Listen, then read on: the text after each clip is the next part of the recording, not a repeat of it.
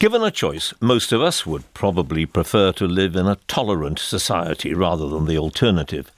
But today, David Cameron is going to make a speech in which, on the face of it, he seems to be saying the opposite. For too long, he will say, we have had a passively tolerant society, and what that has done is help foster a narrative of extremism and grievance. He's offering a series of proposals which, he says, will confront head-on the poisonous Islamist extremist ideology. Meaning what exactly? Well, I'm joined by the Home Secretary Theresa May. What sort of proposals? How do you confront this thing head-on? What does that mean? Well, first of all, the reason for doing this, John, you talk about tolerance and intolerance. There are people out there, sadly, who are seeking to divide us.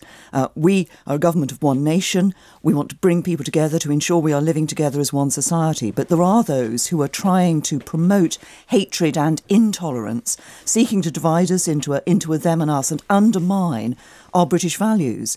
And what we are proposing is a bill which will have certain measures within it, measures such as introducing banning orders for groups and disruption orders for individuals, for those who are out there actively trying to promote this hatred and intolerance, which can lead to division in our society and undermines our British values. But it will be part of a bigger picture, a strategy which will also have as a key part of it actually promoting our British values, our values of democracy, rule of law, tolerance and understanding, acceptance of different faiths. And freedom of speech, an essential prerequisite of a tolerant and decent society.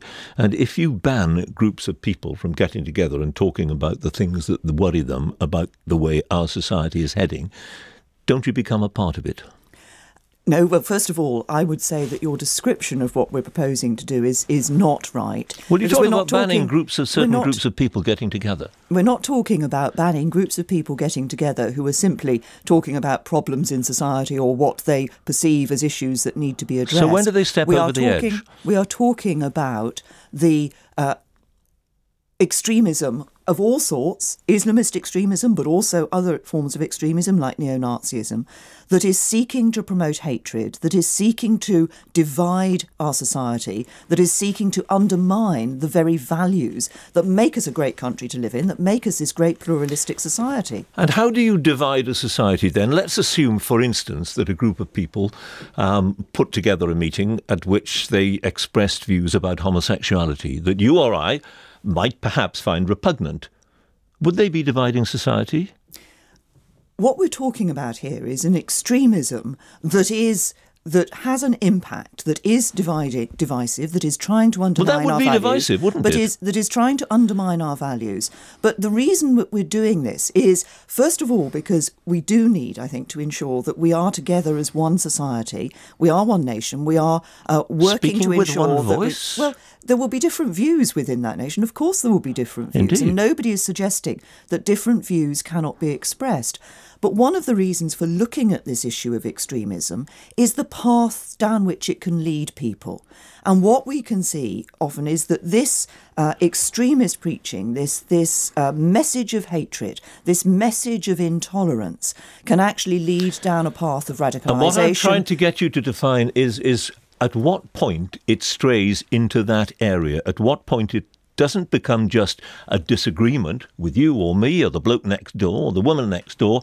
It becomes something that should worry us to the extent that it should be banned. That's what I'm trying to get at. At what point does it qualify for being banned? And obviously, when we introduce the legislation which has these banning orders, one of the tasks in that legislation will be to ensure that we have the definitions you don't properly know yet. so that they can... Well, we have a definition of extremism, which we have in our extremism strategy. But you seem to be saying you'll know it when you see it, which is a bit unsatisfactory, I'm not saying we know it when we see it. John, the whole process of introducing legislation in this country is that actually you start off with the principle of what we want to do, which is to ensure that we can promote British values, the values that unite us as a society. Isn't it? Promoting British values. You can't have legislation to promote British values, can you? A law that says these are our values and if you don't agree with them, then, well, what? You go to jail? I mean, how do you promote British values in a legalistic sense? I suspect that there are many people listening to this programme who feel that actually we haven't, as a society in the past, been positive enough about the values that unite us as a society. That's, forgive me for using the phrase again, but that's a bit woolly, isn't it? Positive enough. I mean, I could run out into the street now, and you couldn't say, look, these are the values we all stand for. Wonderful, wonderful. Somebody else would come along and say, rubbish, I believe in something different. Now, at what point, what I'm really puzzled by is how you get to define the line. You draw the line at which you've crossed over that line, and it's unacceptable, legally unacceptable. Well, that is, if I may, the one part of what we're doing is the legislation, which has the banning orders, the disruption orders, the ability to close premises. And that will have very clearly within it, will have definitions of extremism. We've set out a definition of extremism at the moment, but we'll very clearly set out in the legislation how those banning orders will operate. So what is extremism? Because we have loads of laws that ban, for instance, hate speech, all sorts of laws. You obviously can't incite violence. That is a criminal offence. You go to jail for it. What is it that we are trying to ban? Well, we are trying to deal with those situations, with those in our society who are actively operating or promoting an extremism which is undermining. I know you say that promoting our values is something that you say is woolly, but actually what it's valuable, people are trying of course, to do... But it is woolly. Thank you. Clearly it's woolly because it could mean anything, couldn't it? I mean, depending on who you are. If, for instance, you believe in gay marriage, fine, that is a value for you. If you don't believe in gay marriage, you're absolutely entitled not to believe in gay marriage, and presumably you would still be entitled to say, I don't believe in gay marriage. Of course you would be. I think it damages society. Yes, but that would offend your values.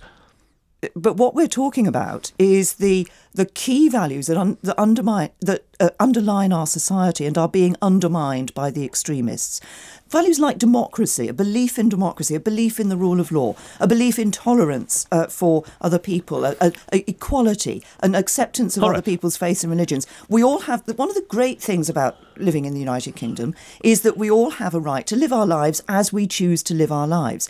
But we also have a responsibility to respect other people's right to live their lives as they choose to live. And what we are... Sorry, John, because I think this is important. What we are seeing is people undermining what I would call those fundamental values of democracy and the rule of law and of tolerance of other people, and doing that in a way which can lead people down the route of radicalisation and then obviously can lead them into violence and into taking action to try to undermine our society. But it's entirely possible, isn't it, that if you don't ban those people, but instead, as it were, allow them to hide in plain sight of everybody, it will lead you to those who actually do want to break the law, who do want to kill people in pursuit of their aims, and it might be counterproductive what you're trying to do.